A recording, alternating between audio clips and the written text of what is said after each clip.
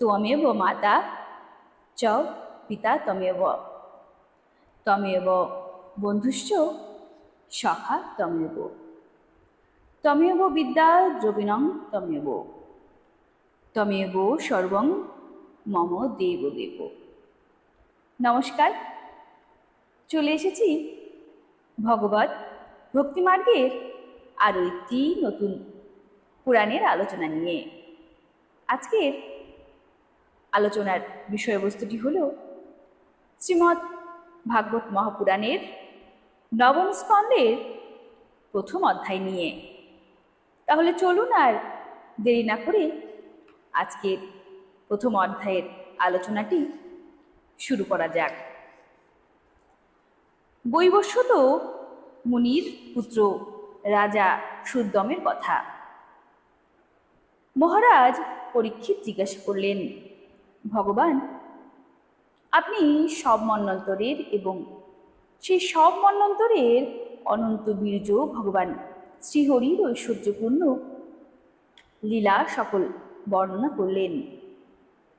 আমি সে সবই শ্রবণ করলাম। দ্রাবিড় দেশের অধিপতি রাজর্ষি সত্যব্রত পূর্বকল্পের শেষ ভাগে পরম পুরুষ ভগবানের সেবা দ্বারা জ্ঞান লাভ করেন এবং তিনি এই কল্পে বিবস্বানের পুত্র মনু অর্থাৎ বৈবস্বত মনু হয়েছেন। এ কথা আপনার কাছে জানলাম। ইক্ষ্বাকু প্রমুখ রাজগণ ওই বৈবস্বত মনুর পুত্র, তাও আপনি বলেছেন। হে ব্রাহ্মণ, আপনি এখন কৃপা করে সেই সব রাজাদের পৃথক পৃথক বংশ ও বংশানুচরিত বিস্তারিতভাবে কীর্তন করুন। হে মহাভাগ, সেই সব কাহিনী শ্রবণ করতে আমি নিত্য অভিলাষী। এই বৈবস্বত মনুর বংশে যারা পূর্বে আবির্ভূত হয়েছেন, যারা ভবিষ্যতে অবতীর্ণ হবেন এবং যারা বর্তমানে অবস্থান করছেন, সেই সব পুণ্যকীর্তি মহাত্মাদের পরাক্রম আমার কাছে বর্ণনা করে আজ্ঞা হোক। সুত বললেন, হে শৌনকাদি ঋষিগণ, ব্রহ্মবাদী ঋষিগণের সভায় মহারাজ পরীক্ষিত যখন এই প্রশ্ন রাখলেন, তখন পরম ধর্মজ্ঞ ব্রহ্মনিষ্ঠ সুখদেব বলতে আরম্ভ করলেন। শ্রী সুখদেব বললেন, হে পরীক্ষিত, মনুর বংশ বিবরণ সংক্ষেপে বলছি, শ্রবণ করো। কারণ বহুশত বছরেও বিস্তারিতভাবে এই বংশ বিবরণ বলা যাবে না। যে পরম পুরুষ শ্রীহরি উত্তম অধম সকল প্রাণীর আত্মা, মহাপ্রলয়ের সময় কেবল তিনি ছিলেন। এই বিশ্ব কিংবা তিনি ছাড়া আর কিছু ছিল না। হে মহারাজ, সৃষ্টিকালে তার নাভি থেকে এক হিরণ্ময় কমলকোষ সমুৎপন্ন হয়। চতুর্মুখ ব্রহ্মা সেই পদ্ম থেকে উৎপন্ন হন। ব্রহ্মার মন থেকে মরীচি জন্মগ্রহণ করলেন, মরীচির পুত্র কশ্যপ। কশ্যপের ঔরসী তার ধর্মপত্নী দক্ষকন্যা অদিতির গর্ভে বিবস্বানের জন্ম হল। বিবস্বান পত্নী সংহার গর্ভে শ্রাদ্ধদেব মনু জন্মগ্রহণ করলেন। হে পরীক্ষিত, পরম মনস্বী রাজা শ্রাদ্ধদেব তার পত্নী শ্রদ্ধার গর্ভে 10টি পুত্র জন্ম দেন। তাদের নাম ইক্ষ্বাকু, নৃগ, সজ্জাতি, দৃষ্ট, ধৃষ্ট, পরুষ, নরিষ্যন্তু, পৃষদ্র, নঘব এবং কবি। বৈবস্বত মনু প্রথমে নিঃসন্তান ছিলেন। পরে মহাশক্তিশালী ভগবান বশিষ্ঠ মনুর পুত্র উৎপত্তির জন্য মিত্রা বরুণের যজ্ঞ অনুষ্ঠান করেন। ওই সময় শ্রাদ্ধদেব মনুর পত্নী শ্রদ্ধা শুধুমাত্র দুগ্ধপান করে জীবন ধারণ করে। যজ্ঞস্থলে উপস্থিত হয়ে হোতার কাছে গিয়ে প্রণাম করে বললেন, আমার যেন কন্যা সন্তান হয়, সেইভাবে আহুতি প্রদান করুন। অনন্তর অদ্বুর্য নামক ঋত্বিক সেই অনুযায়ী হোতাকে যজ্ঞ করতে আদেশ করলে সেই হোত্র ব্রাহ্মণ হবি গ্রহণ করে সুসমাহিত চিত্তে মনুপত্নী শ্রদ্ধার প্রার্থিত্ব বিষয়েই চিন্তা করতে করতে মুখে বশটাকার উচ্চারণ করে অগ্নিতে আহুতি প্রদান করলেন। হোতার এই বিপরীত আচরণে অর্থাৎ মনুর সংকল্প ছিল পুত্রপ্রাপ্তির, কিন্তু হোত্র ব্রাহ্মণ শ্রদ্ধার প্রার্থনা অনুসারে কন্যা প্রাপ্তির উদ্দেশ্যে আহুতি দিলেন। ফলে ইলা নামে এক কন্যার উৎপত্তি হল। সেই কন্যাকে দেখে শ্রাদ্ধদেব মনু প্রীত না হয়ে গুরুদেব বশিষ্ঠকে বললেন, ভগবান, এ কি হলো? আপনারা ব্রহ্মবাদী, আপনাদের অনুষ্ঠিত কর্মের বিপরীত ফল কেমন করে হলো? এ তো বড় দুঃখের ব্যাপার। এইভাবে মন্ত্রের বিপরীত ফল হওয়া উচিত নয়। আপনারা মন্ত্রজ্ঞ, তদুপরি জিতেন্দ্রীয়। তপস্যার রূপ অগ্নিতে আপনাদের সমস্ত পাপ দগ্ধ হয়ে গেছে। দেবতাদের বাক্যের অন্যথা হওয়া যেমন অসম্ভব, সেই রকম আপনাদের ক্রিয়ার বৈষম্য অসম্ভব। তাহলে এই সংকল্প বৈষম্য কেমন করে সম্ভব হলো? হে পরীক্ষিত, মনু এই কথা শুনে প্রপিতামহ ভগবান বশিষ্ঠ তার বিপরীত সংকল্পের কথা বুঝতে পেরে বৈবস্বত মনুকে বললেন, হে রাজন, হোতার বিপরীত সংকল্পের ফলেই এই বৈষম্য ঘটেছে। যাই হোক, আমার নিজের তপস্যার প্রভাবে আমি তোমাকে শ্রেষ্ঠ পুত্র দেব। হে মহারাজ পরীক্ষিত, মহাকীর্তিশালী ভগবান বশিষ্ঠ তখন কৃতনিশ্চয় হয়ে সেই ইলা নামের কন্যার পুরুষত্ব কামনা করে পুরুষোত্তম ভগবান নারায়ণের স্তব করতে লাগলেন। সর্বশক্তিমান ভগবান শ্রীহরি সন্তুষ্ট হয়ে বশিষ্ঠকে তার অভিলষিত বর প্রদান করলেন। তার ফলে সেই কন্যাই সুদ্যুম্ন নামে এক শ্রেষ্ঠ পুরুষে রূপান্তরিত হল।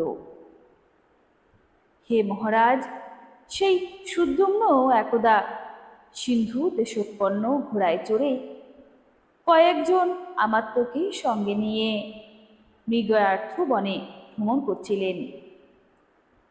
সেই বীরপুরুষ সুদ্যুম্ন বর্মাবৃত হয়ে মনজ্ঞ ধনু ও অত্যাশ্চর্য সরসমূহ হাতে নিয়ে মৃগযুথের পশ্চাদ্ধাবন করতে করতে উত্তর দিকে বহুদূর চলে গেলেন। অবশেষে তিনি মেরু পর্বতের পাদদেশে এক বনে গিয়ে হাজির হলেন। ভগবান শঙ্কর পার্বতীর সাথে সেই বনে বিহার করছিলেন। সেই বনে প্রবেশ করা মাত্রই বীরবর সুদ্যম্ন দেখলেন যে তিনি নিজে স্ত্রীরূপে এবং তার ঘোড়াটি ঘটকিতে পরিণত হয়েছে। হে পরীক্ষিত, সুদ্যম্ন সাথে সাথে তার অনুচরগণও অকস্মাৎ নিজ নিজ লিঙ্গ বিপর্যয় দেখতে পেলেন। তারা একে অপরকে দেখতে দেখতে বিমনা হয়ে পড়লেন।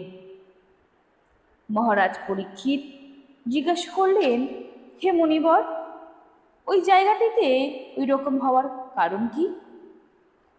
কোনো ব্যক্তি বা সেই জায়গাকে ওই রকম গুণযুক্ত করেছিল? এ বিষয়ে আমার বড়ই কৌতূহল হচ্ছে। আপনি দয়া করে আমার এই প্রশ্নের উত্তর দিন। শ্রী সুখদেব বললেন, হে রাজন, একদা ব্রতধারী ঋষিগণ ভগবান মহাদেবকে দর্শনের ইচ্ছায় সতেজের প্রভাবে দিক সকলের অন্ধকার দূর করে ওই বনে গিয়ে উপস্থিত হন। সেই সময়ে অম্বিকা দেবী বিবস্ত্রা ছিলেন। সহসা ঋষিদের সেখানে উপস্থিত দেখে তিনি অত্যন্ত লজ্জিতা হলেন এবং ব্যস্ত সমস্ত হয়ে স্বামীর কোল থেকে উঠে পড়ে বস্ত্র পরিধান করলেন। ঋষিরাও দেখলেন যে ভগবান গৌরীশঙ্কর তখন ক্রীড়াভিনিবেশে রত হয়েছেন। সুতরাং তারা সেখান থেকে প্রস্থান করে নরনারায়ণের আশ্রমে গেলেন। সেই সময় ভগবান মহাদেব প্রিয়ার প্রীতিকামনায় অর্থাৎ পার্বতী দেবীর সন্তোষ সম্পাদনের উদ্দেশ্যে বললেন, এখন থেকে আমি ছাড়া অন্য যে কোনো পুরুষ এইখানে প্রবেশ করবে, প্রবেশ মাত্রই সে স্ত্রীলোক হয়ে যাবে। হে পরীক্ষিত, সেই থেকে কোনো পুরুষ সেখানে প্রবেশ করে না। এদিকে রাজা সুদ্যুম্ন অনুচরদের সাথে স্ত্রীরূপ প্রাপ্ত হয়ে বন থেকে বনান্তরে ভ্রমণ করতে লাগলেন। সেই সময় শক্তিশালী বুধ দেখতে পেলেন যে স্ত্রীগণা পরিবৃতা এক সুন্দরী রমণী তার আশ্রমের কাছে ঘুরে বেড়াচ্ছে। তার মনে কামনার উদ্রেক হল এবং তিনি সেই সুন্দরী রমণীকে পত্নীরূপে পাওয়ার অভিলাষ করলেন। সেই রমণীও চন্দ্রপুত্র বুধকে পতিত্বে বরণ করতে অভিলাষিনী হলেন।